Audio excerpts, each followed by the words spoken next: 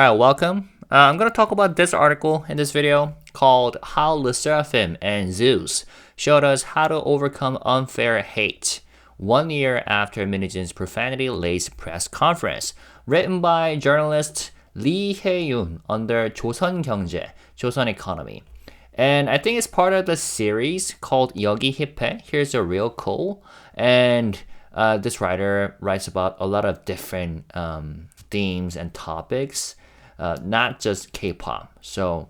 And after reading it, I thought it was pretty interesting, so I decided to translate it and share it with you. Okay? And here, Zeus, this is the name of pro gamer, professional player of LOL, League of Legends, Korean player. Alright, so let's read on. And in this video, I'm going to talk about, as always, different stuff related to this topic. Okay, so here we go. A year ago, I was crying while talking to someone at the company. I said, what are we supposed to do now? Is there even a way forward? I can't see an inch ahead. But we have to keep going. When you're faced with an impossible wall, all you can do is keep moving forward. That's what 르세라핌's Hyunjin said during their world tour concert held at Inspire Arena in Incheon on the 20th of this month. Even someone as strong as Hyunjin showed vulnerability in front of a stadium full of fans, admitting this past year has been incredibly painful.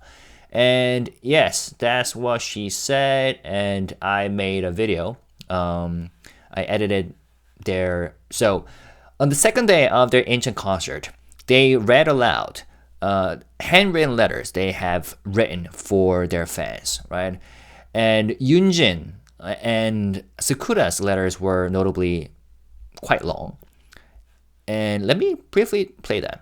생각해도 딱 1년 전에 이쯤에 제가 호텔 방에서 회사분이랑 통화하면서 막 울면서 그런 얘기를 했었어요.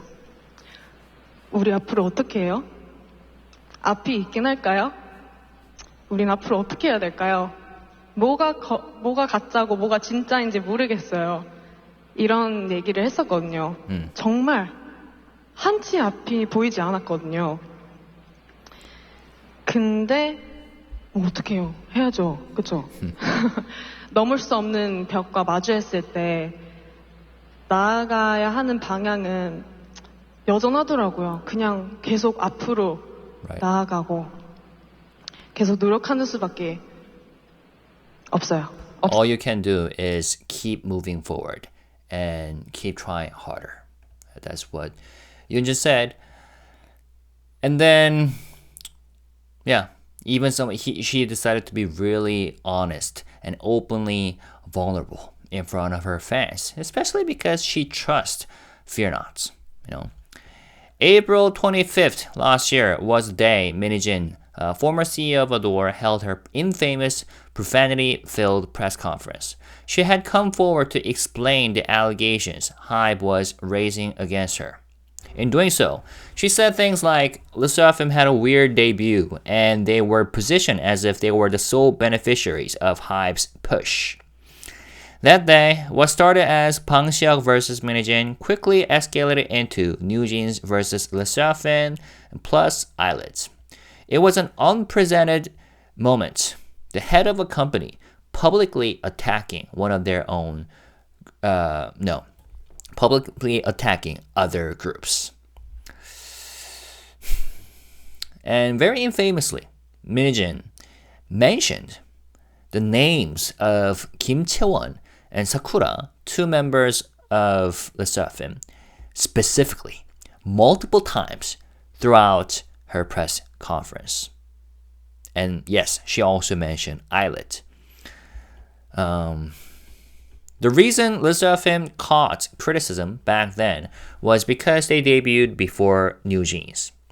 Even though debut timelines often shift or get messy in the entertainment industry, something Minijin surely knew, the narrative took hold. Even though HYBE had prioritized Weavers for NewJeans and even created a separate app called Phoning, which looks like this, just for them, the public saw the two groups through a victim and perpetrator lens. Fans and the general public, captivated by Mini Jin's storytelling at the press conference, partially criticized 르세라핌 from her point of view. But as we have found out through Dispatch exclusive article, it was in fact Mini Jin who deliberately delayed the debut of New Jeans. In fact, in the beginning, New Jeans was under Source Music. They scouted the members, and they have even prepared the debut song Attention already. But then, I'm going to talk about this very briefly at the end of this video. Mini Jin was, concerned about other things for herself. So she got the consultation of the shaman and just delayed the whole New Jeans project indefinitely, which frustrated the hell out of So Seung-jin, the CEO of Source Music, and Bang Si-hyuk. But back then, the public didn't know about that. And I'm pretty sure a lot of people still don't know about the truth. But yeah, Mini Jin tried to frame the whole thing, manipulated the whole thing, manipulated the public into believing that it was HYBE who deliberately delayed the debut of New Jeans, when in fact it was her fault. And it was because of her greed. And also, the phoning app. Also, New Jeans. So she tried to frame New Jeans as a Cinderella, the one who didn't really get benefits from HYBE, while other groups, namely 르세라핌, was the privileged one. But in K-pop history, New Jeans was one of the most privileged groups since even before debut, if not the most privileged. There are a lot of things that they enjoyed, namely, beautiful dormitory, and just the fact that they got paid 5.2 billion won in their first year was amazing. But phoning, this app, is a classic example. All other HYBE artists use Weverse as a communications app with their fans, but they created a separate app for this group, New Jeans. So imagine how much resource that HYBE had to put in to make this app possible, like the development resources and human resources. But then, it was Mini Jin's plan to frame New Jeans as a Cinderella figure, when in fact they weren't. Also, the initial investment that was put into the project, New Jeans project, was one of the largest, if not the largest, in K-pop history. It was much larger than 르세라핌's investments that was needed for their debut. So, all right, where are we? All right, right here. From 르세라핌's side, it was completely unfair. They didn't beg to debut before New Jeans. They didn't instigate the fight between Bang Si-hyuk and Mini Jin. They were just rookies. A year into their debut, their youngest member, Eunchae, wasn't even an adult yet. So yeah, this whole article is being delivered from 르세라핌's perspective. If it were to be delivered from HYBE's perspective, it would have discussed all these little details that I just mentioned, right? But for now, let's look at the things the past year from 르세라핌's point of view, right? But yeah, from their side, it was completely unfair. In life, sometimes you will feel like the world is unfairly beating you down. You didn't do anything wrong. You were just living your life. But unfair attacks, 억가 in Korean, hit you when you least expect them. And once they start, trying to defend yourself only seems to make it worse. The mob mentality doesn't calm down easily once the fire is lit. Looking back, I think 르세라핌's past year has shown the best way to deal with the best way to deal with that kind of unfair backlash. Here's the series story number 52 and why it matters. Yeah, so I guess it's the 52nd article that this journalist wrote as part of this series. Number one, one of the best ways to deal with unfair backlash. Number one, trust your people and just keep doing your work. 내 사람들을 믿고 묵묵히 할 일을 해라. So that's the first lesson. After Minijin's press conference, even as they were getting slammed by criticism, 르세라핌 didn't declare a hiatus or cancel schedules. They kept working quietly, just like leader Kim Chae-won said they would. They've released 2 albums, held fan meetings in Korea and Japan, and kept pushing forward. 4 months after that press conference, their 4th minute album, Easy, landed them at number 76. Hold on, not Easy, Crazy, landed them at number 76 on the US Billboard Hot 100 and number 86 on the UK official charts, their highest charting to date. Now, with their 5th minute album, Hot, and the start of this world tour, they're heading to Japan, Thailand, and Singapore, and the US. The members later admitted they had drafted and deleted multiple explanations they thought about posting. Now, I don't know about this one because I couldn't find it anywhere online. It was surely not included in their handwritten letters delivered to their fans during the concert. But this article says that the SSERAFIM members said that they thought about posting like their statements in response to the whole unfair backlash. So if you know what this journalist is talking about in this part, please let me know by writing comments. But I couldn't find any source to that. In the end, they decided it was better to keep moving silently rather than fuel more chaos.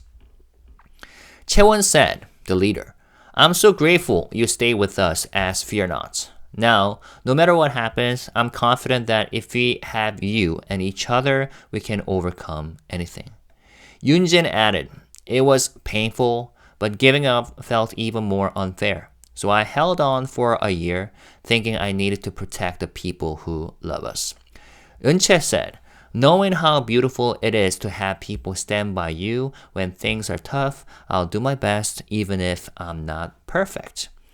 And yes, looking back, it's quite amazing how they just kept moving without, taking a hiatus or canceling the schedules.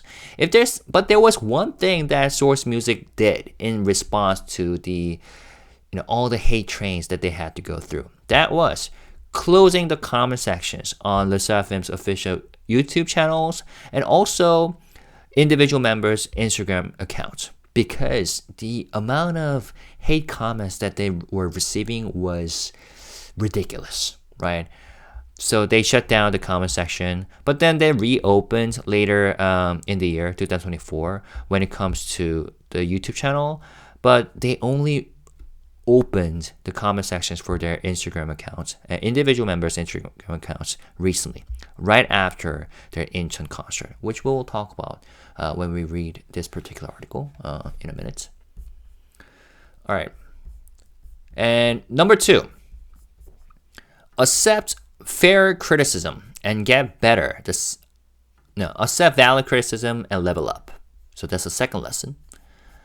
Around the same time as the press conference, 르세라핌 also faced harsh criticism for their vocal performances at Coachella. Coachella isn't the Olympics, but for a singer, being called out for weak live performances stings. Instead of making excuses, the group accepted the criticism and got to work. Kazuha said, "We watched our old videos and practiced a lot. I believe that if we kept working hard, the tough times we faced would eventually shine brighter." At their concert this time, the Incheon concert, the improvement was obvious. They powered through a 22-song set without faltering in dance or vocals. I thought it was 27 songs if you were to count all the individual songs that were included in their performance. So I guess there was a difference in terms of how this journalist counted the songs. But yeah, it was 27 songs. And it was actually easier to find out which songs they did not they did not perform because they basically covered their entire career and discography through that concert, which other international fans will be able to experience once they come over to their respective countries as part of their world tour. Their performance of Come Over, a collaboration with British band Jungle, stood out especially. If their new albums had flopped, or if they hadn't gotten better, the criticism might have gotten worse. But over the past year, both their skills and their results improved. Now, as they kick off a world tour, a lot of the old backlash has finally died down. Now, I have repeatedly mentioned how I felt about their Coachella performance. To sum up, I thought they were amazing, and the audience reaction was phenomenal. But of course, it was like longer than 40 minutes, the whole performance. So it's natural that they could, especially at the end of their sets, they could get like weaker in terms of live vocals, and that's a natural part of a live performance. Of course, some people and some fans provide valid criticism, saying that they didn't really like the performance, but I personally liked it. But I think whether you believe it was amazing performance or not, we can agree upon the fact that the amount of criticism and hate that they received in Korea was beyond ridiculous. I mean, even the major broadcasts like KBS, SBS, and NBC covered the news, saying how the whole Coachella performance became a controversial issue. In Korean, 논란, right? So there was a huge gap between the responses from Korea and responses from other international countries. Now, when it comes to this last part of this paragraph, saying if their new albums had flopped or if they hadn't gotten better, the criticism might have gotten worse. That reminded me of how well the Crazy album did on charts, because that one dropped, after the whole hate train started against 르세라핌. And interestingly, domestically, it didn't really do well. Crazy. The title track itself. Perhaps because they lost some fans due to the so-called controversies, or perhaps the track wasn't really, or the Korean public wasn't really familiar with the genre that was Crazy. But it did amazingly internationally, right? And they pulled off historical performance at EMA. So I think the Crazy album holds a special meaning for both fans and 르세라핌 as a group, and Source Music as well, and HYBE as well, because it was a really important turning point in their career, right? But yes, the two albums since then, Crazy and Hot, were great in terms of quality and the responses that they got from both the fans and the public, I believe. All right, lesson number 3. In the end, the winners are the ones who prove it with results. This isn't just about 르세라핌. Last year, something similar happened in Korean esports LCK with a player named Zeus, 최우재. So they're talking about League of Legends and this part. After helping T1 win an Asian Games gold and a second League of Legends World Championship, Zeus transferred to Hanwha Live Esports. It's normal for free agents to switch teams, but Zeus was immediately branded a traitor. Videos where he was once praised for his spirit were suddenly torn apart. The fire was fueled by T1 CEO Joe Marsh, who publicly questioned the transfer process. Even Faker, Lee Sang-yeok, the best player, League of Legends player in the world, he urged fans to stop the witch hunt, reminding them that reality might be different from what they see. But it didn't help much. Zeus didn't argue online. He simply led his new team to victory at his first international tournament after the transfer. Only after that did the public begin to realize he hadn't betrayed T1. He just couldn't agree to the contract they offered him. at the end of the day, by the way, I don't know much about the game League of Legends, but I've heard about this case and I saw one of the YouTube videos online, and it seemed like the public and the situation was really unfair to this guy. And it seemed like the Joe Marsh guy tried to pull off the media play against him, and I think the reality was quite different. The true story was different from what the public thought. But that was an interesting case. Anyways, the conclusion, the moral of the story is that at the end of the day, whether it's music or sports or esports, when your career is built on public attention, the only way to truly turn things around is to prove yourself with your skills and results. So there we go. That's the moral of the story. And yeah, I agree. Even though 르세라핌 went through hellish struggles, they held on really strong, and they practiced, and they got better, both in terms of vocals and choreography, dance skills. And that's what I love about this group. And of course, they're also capable of being openly vulnerable before their fans because they trust them.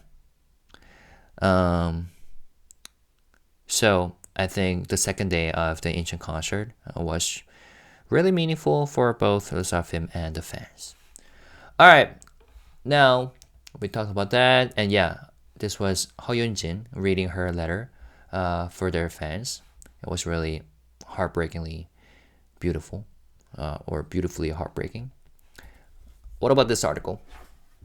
르세라핌 reopens personal SNS comment section after a year since the Coachella controversy.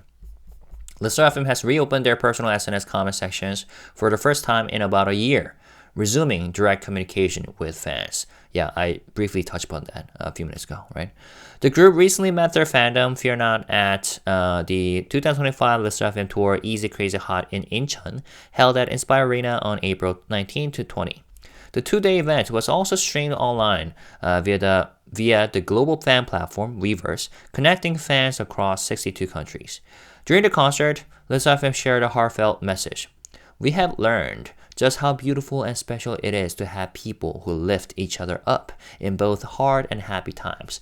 We will do our best to be that kind of support for our FEARNOTs. The memories we create together, the words we share, and the love we give are all real. I'll remember, so when life gets tough, we hope you will remember today and know that there are people who love you. Keep moving forward. We have become stronger and we will continue to do well. Please stay with us on this journey. Many interpreted these comments as a reflection on the struggles that they endured over the past year. 르세라핌 performed in 2024. 르세라핌 performed at the major music festival Coachella, but faced harsh criticism for their unstable live vocals. Later that year, their group name got dragged into the HYBE Adore management dispute involving Min Jin, exposing them to unexpected controversy. Amid the chaos, 르세라핌 became a target of malicious rumors and criticism about their skills and growth, and the entire team had to weather intense public backlash. Despite the worsening public sentiment, the group continued their activities without pause. However, due to the surge of malicious comments and reckless attacks, the members eventually closed the comment sections on their personal Instagram accounts and YouTube channels, limiting their public interaction to protect their mental health. And yeah, I mean, the amount of hate comments that they received was ridiculous, but also the contents themselves, like the things that the haters talked about, which you can kind of, see from this document that the HYBE submitted to California court in order to figure out the identities behind some of the most hateful YouTube channels or cyber wreckers who created some ridiculous short videos about 르세라핌, right? Saying how 르세라핌 is connected to a religious cult like Dan World, and how they are like betrayers to Korean nation by being like pro-Japanese or something. Some of the most ridiculous like criticisms slash accusations I have ever seen. All right, back to the article. Then, following their Incheon concert on April 21st, 르세라핌 reopened their personal Instagram comment sections about a year since they were closed.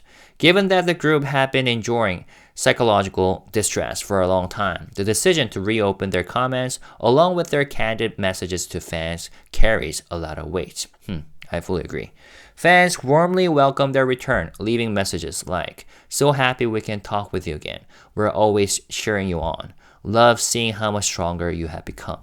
This move isn't just about flipping a setting back on, it's a meaningful step. 르세라핌 is showing through actions, not just words, that they are committed to rebuilding trust with their fans and continuing to grow. I kind of disagree with that sentence, rebuilding trust with their fans, because I believe that. I thought that most fans trusted 르세라핌 and 르세라핌 trusted the fans. It's just the public or the casual fans who did not believe in them, But okay. Having called themselves stronger now, expectations are even higher for what's next. Meanwhile, 르세라핌 will release their fourth Japanese single, Different, on April 24th. They teased the upcoming release through their official SNS channels, revealing a striking visual featuring Rose, fans' hearts, and their team logo, creatively shaped into the word different. Yeah, I'm super excited about this album.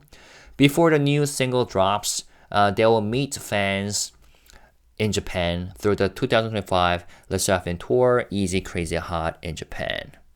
And then it talks about, it attached their Japan tour schedules. Nagoya, Osaka, Kitaikushu, and Saitama. Okay. So that was the article. Thank you to the journalist Jung Eun-jae for writing this article. And thank you to Lee Hae-un, journalist, who wrote the previous article that we talked about. I covered that. And yeah. So I believe that the Incheon concert was really meaningful. Not only because they, opened themselves up in a honest and vulnerable fashion before their fans, but that kind of signified the beginning of their new chapter, followed by opening up this comment sections for their Instagram accounts, because they're now confident that the group and the fandom are now strong enough to deal with whatever comments are being written. And at the same time, there's also that the forces who are attacking this group and who are leading the hate train got significantly weaker for various reasons. And one of the reasons being, New Jeans losing the injunction case.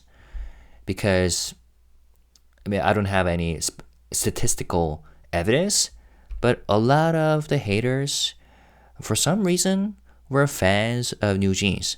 Or at least on the surface, they're the ones who supported New Jeans and Minijin. But recently, that fandom and that force, that side got weaker. While the public really turned against Minijin and New Jeans. But yeah, that was that.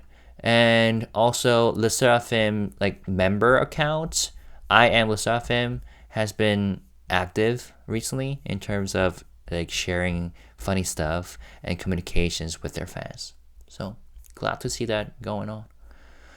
All right, last but not least, I'm not gonna talk about this Dispatch article entirely because I have already translated this article and made a video out of it on my channel. But recently, back in March, during the injunction case between Adore and New Jeans, Minji said something like, she was heartbroken and felt betrayed when it was announced that it wasn't New Jeans who would debut first, but someone else, meaning 르세라핌. So she specifically named 르세라핌 by the group name in court. Perhaps I should make a separate video about that, but the conclusion is it was Minijin's fault that caused the delay in Eugene's debut, which was clearly explained in this Dispatch article, right? So the summary is, Source Music had been preparing Team N, the project name for New Jeans, for debut since 2018, with Minijin joining in 2019 to lead branding while Source Music handled training. But over time, Minijin demanded greater control over music and performance decisions, causing delays by withholding key materials needed for debut preparations. Now, Dispatch revealed that Minijin, consulting with a shaman, had plans as early as 2021 to take Team N, or New Jeans, for herself and launch them under her own label, Adore. While Source Music prioritized debuting Team N, New Jeans, they did. But repeated delays pushed 르세라핌, which was called Team S back then, to debut first in May 2022. But by September 2021, New Jeans officially moved to Adore Team N. And although Minijin later portrayed herself as a victim during her press conference, Dispatch claims she intentionally stalled the process, and Source Music continued managing the trainees until the handover. So, also, the 2 billion Korean won given to Source Music was framed by Minijin as compensation, but HYBE described it as an investment for managing the trainees. So, ultimately, Dispatch argues that Minijin achieved her goal of taking over New Jeans through hidden planning and strategic delays. So, once again, I made a video about that last year, and also I translated the whole article and posted it on my Patreon page. So if you're interested, come check it out. All right, and that's it. What else? Did I cover anything? Everything? So the past year has been really harsh for 르세라핌. And one regrettable thing was that before the whole thing began, whole hate train began, 르세라핌 was really gaining momentum with their, especially with Perfect Night, which is a phenomenal track. And also, as part of their tour that they did in Asia, Flame Rises, in Korea, while they were performing Fire in the Belly, if you are a FEARNOT, you would surely know, 채원 made a mistake, right? She was supposed to say, 너, 내 동료가 되라, or you, be our teammate, or be our colleague, or something, right? But she made a mistake and horribly butchered the sentence by saying, no, 내 도도도도도, or something like that. And it became a hilarious meme. And the meme spread around, and even the casual fans of K-pop who didn't know about 르세라핌 or who didn't really care about 르세라핌 got to know the group and became fans, right? Even just the general public knew about that meme. So even though it was a funny mistake, it became like a momentum engine for this group. And then Perfect Night blew up and gave them more popularity. But then in 2024, the whole Coachella and Minijin thing blew up, and the rest of the story, right? So the fact that the momentum stopped was quite regrettable for me as a fan. But as you know, they endured, they persevered, and they came back stronger. So what doesn't kill you makes you stronger. And that proverb, I think, absolutely applies to 르세라핌 as a group. So there we go. Let me know what you thought about these two articles, or this article, and let me know what you thought about the fact that they've now opened the comment sections on their channels, Instagram accounts for individual members. Okay?